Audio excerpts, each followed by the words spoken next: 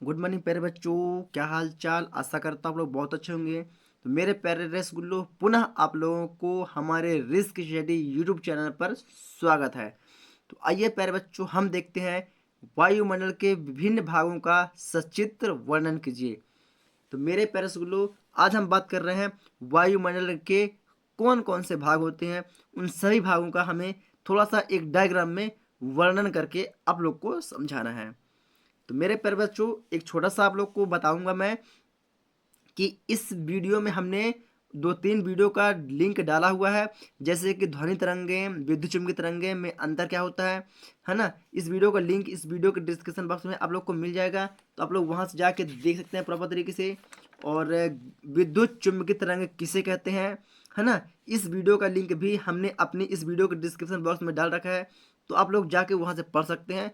और most green house प्रभाव किसे कहते हैं, इसको समझाइए। तो ग्रीन हाउस प्रभाव, है ना, कि इस पूरा वीडियो का लिंक, है ना, हमने डिस्क्रिप्शन बॉक्स में डाल रखा है, तो आप लोग डिस्क्रिप्शन बॉक्स में जाइए, वहां से आप लोग प्रॉपर तरीके से पढ़ सकते हैं। कोई दिक्कत नहीं पैरसगुल्लो, कोई दिक्कत नहीं। चलिए हम बात करते हैं वायुमंडल के विभिन्न भाग।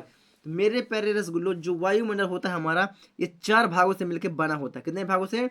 4 भागों से। कौन कौन से, चलिए देखते हैं हम।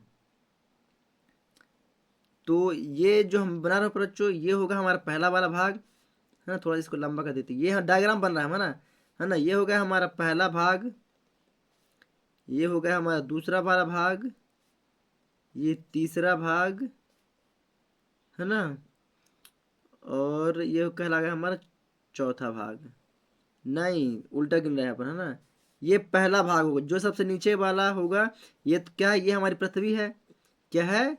ये हमारी भूतल है, पृथ्वी है। क्या है? पृथ्वी है। और पृथ्वी से 12 किलोमीटर ऊंचाई पर, कितना, 12 किलोमीटर ऊंचाई पर कौन सा होता है? क्षोभ मंडल होता है। कौन सा होता है? क्षोभ मंडल होता है। कौन सा पैर बच्चों? क्षोभ मंडल। कितना किलोमीटर? 12 किलोमीटर की ऊंचाई पर कौन सा होता है? क्षोभ मंडल होता है ना। और पृथ्वी से 12 से कितना किलोमीटर की ऊंचाई पर? 12 से 50 किलोमीटर। 12 से 50 किलोमीटर की ऊंचाई पर कौन सा मंडल मिलता है हम बच्चों? हमें 12 से 50 किलोमीटर ऊंचाई पर हमें समताप मंडल मिलता है। कौन सा? समताप मंडल प्राप्त होता है। लेकिन ये किस में आता है? ये भी वायुमंडल में ही आता है ना। और पृथ्वी तल से, कहां से? पृथ्वी तल से 50 से 80 किलोमीटर। कितना मेरे प्यारे सुगुल्लो?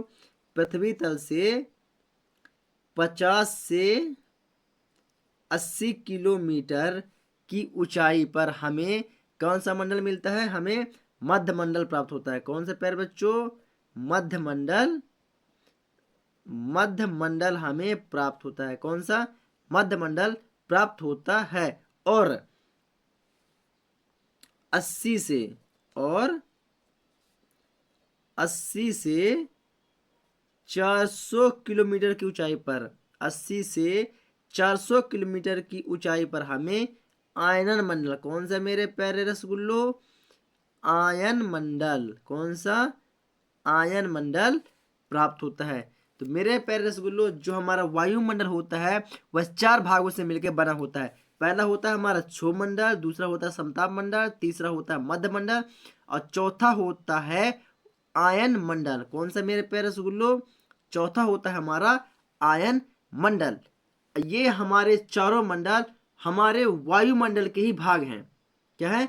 ये हमारे वायुमंडल के ही भाग हैं, जहां पर क्या होता है? ऑक्सीजन पाया जाता है। जहां पर क्या होता है? ऑक्सीजन का लेवल पाया जाता है। तो मेरे प्यारे बच्चों, इस डायग्राम को आप लोग को भी अपनी नोट्स कॉपी में बनाना है ना। लेकिन आप लोग को प्रॉपर तरीके से अपनी नोट्स की कॉपी दूंगा, तो आप लोग वहां से बनाएंगे। तो एक बार पुनः रिपीट किए दे रहा हूं पर बच्चों कि इन चारों भाग को क्या करना, अभी हमें डिटेल में भी लिखना है। क्या करना है? आयना मंडल, मध्य मंडल, सप्ताह मंडल, क्षोभ मंडल, इनका क्या हमें डिटेल में भी लिखना है अपनी नोट्स कॉपी में। तो मैं आप लोग एक बार पुनः बता दे रहा हूँ, है ना। फिर चलेंगे डायरेक्टली हमारी नोट्स कॉपी पर, तो वहां से लिखेंगे हम नोट्स से देख करके। चलिए तो बात करते हैं मेरे बच्चों, जो पृथ्वी तल है, ये क्या है? पृथ्वी तल है हमारा। तो पृथ्वी सतह से 12 किलोमीटर ऊंचाई, क्या पर बच्चों? पृथ्वी तल से, ये पृथ्वी है हमारी, ये पृथ्वी सतह से 12 किलोमीटर की ऊंचाई पर फैला हुआ मंडल, फैला हुआ मंडल क्या कहलाता है बच्चों? वह कहलाता है क्षोभ मंडल। कहलाता है वह कहलाता है क्षोभ मंडल। कोई दिक्कत बच्चों? कोई दिक्कत नहीं। अब बात करते हैं पृथ्वी तल से। किसे? पृथ्वी तल से 12 से 50 किलोमीटर, पृथ्वी तल से 12 से 50 किलोमीटर की ऊंचाई पर फैला हुआ मंडल। ये जो दिख रहा है ये वाला मंडल, ये मंडल दिख रहा है, तो कहां से कितनी ऊंचाई है? पृथ्वी से इसकी ऊंचाई मतलब 12 किलोमीटर से 50 किलोमीटर के जो बीच का अंतराल होता है वह किसका होता है? वह समताप मंडल का होता है। किसका होता है? वह समताप मंडल का होता है। कोई दिक्कत पर रसगुल्लो? कोई दिक्कत नहीं। अब बात करते हैं इसके तीसरे मंडल के।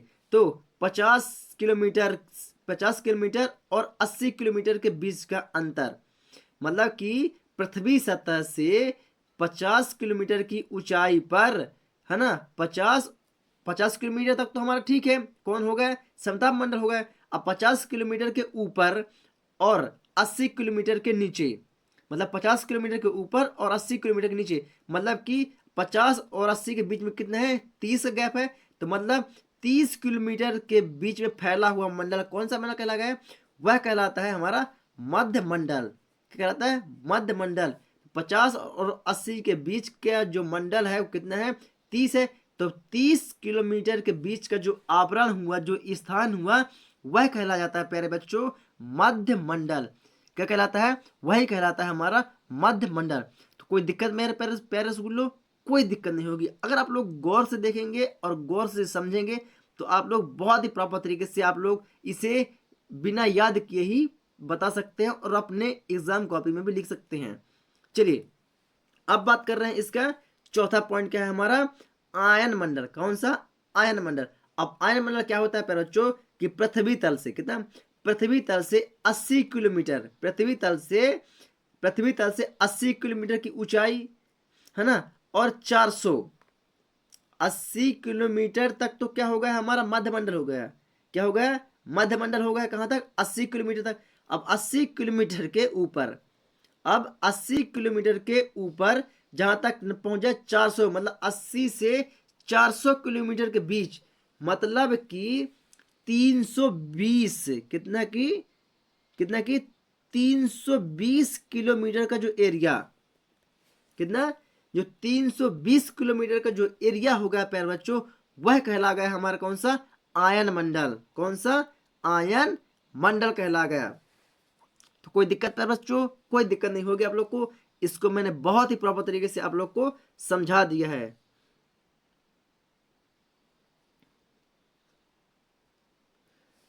तो चलिए फिर बच्चों अब चलते हैं अपनी नोट्स कॉपी पर। तो आप लोग इसे प्रॉपर तरीके से अपनी नोट्स कॉपी में लिखिए और डायग्राम को प्रॉपर तरीके से आप लोग भी बनाइएगा। तो ये रहा फिर बच्चों हमारा डायग्राम जिसको हमने सचित्र वर्णन की बात कर रहे थे। हाँ, तो इस डायग्राम को आप लोग प्रॉपर तरीके से बनाइए, वीडियो को रोक के बनाइए या स्क्रीनशॉट लेके बनाइए, लेकिन बनाइएगा जरूर। चलिए, है ना। और ये पृथ्वी तल के 4 भाग जो दिख रहे हैं इनको भी आप लोग वीडियो को रोक के लिख लीजिएगा।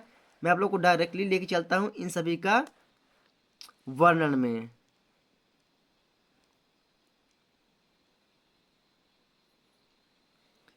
तो मेरे पैरसगुल्लो आप लोग को मध्य मंडल तक, कहाँ तक? आप लोगों को मध्य मंडल तक प्रॉपर तरीके से दिखाई दे रहा है। तो आप लोग वीडियो को रोक के मध्य मंडल तक प्रॉपर तरीके से आप लोग लिख लीजिएगा, है ना। मैं वीडियो को थोड़ा सा ऊपर की ओर स्किप कर रहा हूँ ताकि आप लोग आयन मंडल को भी प्रॉपर तरीके से लिख सकें। तो ये रहा मेरे पे बच्चों चौथा पॉइंट हमारा कौन सा? आयन मंडल। तो आप लोग वीडियो को रोक के या तो लिख लीजिए या स्क्रीनशॉट लेके लिख सकते हैं। तो मेरे प्यारे स्कूलों, अगर आप लोग के ये चीज़ बहुत ही प्रॉपर तरीके से अगर समझ में आई हो तो वीडियो को लाइक करें, और अगर हमारे रिस्क स्टडी यूट्यूब चैनल पर आप नए हैं तो चैनल को सब्सक्राइब जरूर कर लें और बेल आइकन को जरूर दबा लें। चलिए मेरे प्यारे स्कूलों, मिलता हूँ आप लोग को एक न्यू नेक्स्ट वीडियो के साथ। तब तक के लिए जय हिंद।